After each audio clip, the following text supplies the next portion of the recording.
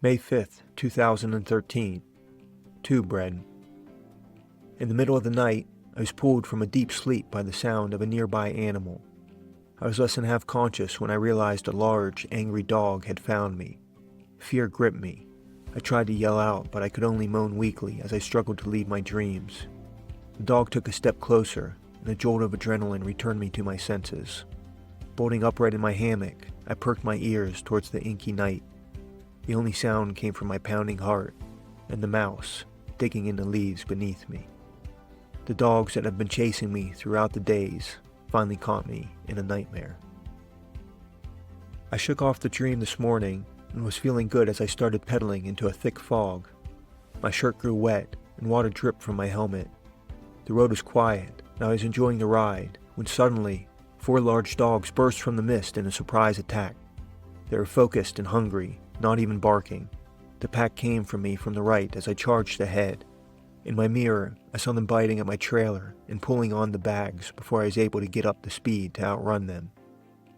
The trailer has actually been a useful distraction for keeping the dogs away from my legs and front wheel.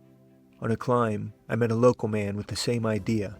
He's bicycling down the hill as I was going up, and a rope tied to a seat post was dragging a 4-foot-long tree branch behind him.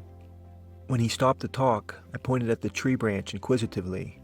The man made a biting motion with his hand, then a quick woofing sound. I smiled knowingly and pointed to my trailer. I felt happy to connect with him on this point. He validated my experience and my growing distrust of dogs. By mid-morning, the day was beautiful and sunny. Fields of yellow flowers shone brightly against a backdrop of snow-kissed mountains. Sheep grazed on hillsides of thick green grass. My body felt strong, and I was cheerful. Along the road through each small town were dozens of women selling tube-shaped bread. Each one had her own wooden stand set up just a few paces from the next. They pressed the dough around the outside of a stone rolling pin, which was then rotated over a bed of coals. Once cooked, the bread was slid off the end in a tube shape. I stopped to buy one that tasted like a crispy pancake rolled in cinnamon sugar. The woman's sign read Krstoskalaks, which translates to chimney cakes. They were actually a specialty of Hungary, but I happened to be in a region of Romania that had a large Hungarian population. The region was so small and specific that I saw the bread for sale 50 times through the morning, and not at all by the afternoon. If I had known they were going to be gone so soon, I would have bought more. By the early evening, wind and hills had worn me out. I started looking for a place to camp, but the land was wide open with a steady stream of farmhouses that left me nowhere to hide. After 2 hours of searching, I pushed my bike into a field to sleep on the ground behind bushy trees. I arrived tired and hungry as the sun was getting low. Up to this point, I've been eating mostly fruit, bread, cheese, and cold canned foods. Even for these basic goods, my options have dwindled. The stores have very few packaged, pre-made, or processed foods. What's left is raw ingredients.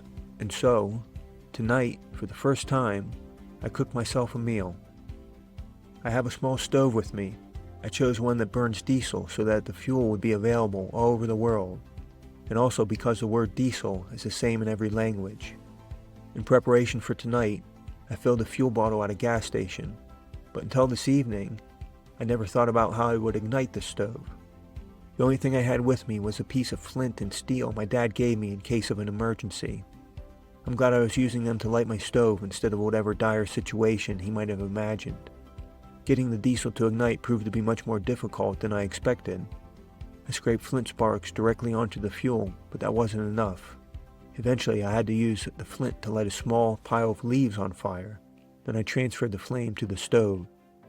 After 40 minutes of trying, the burner was working. For my first hot meal, I made elbow pasta, then added a can of kidney beans and a can of sweet corn.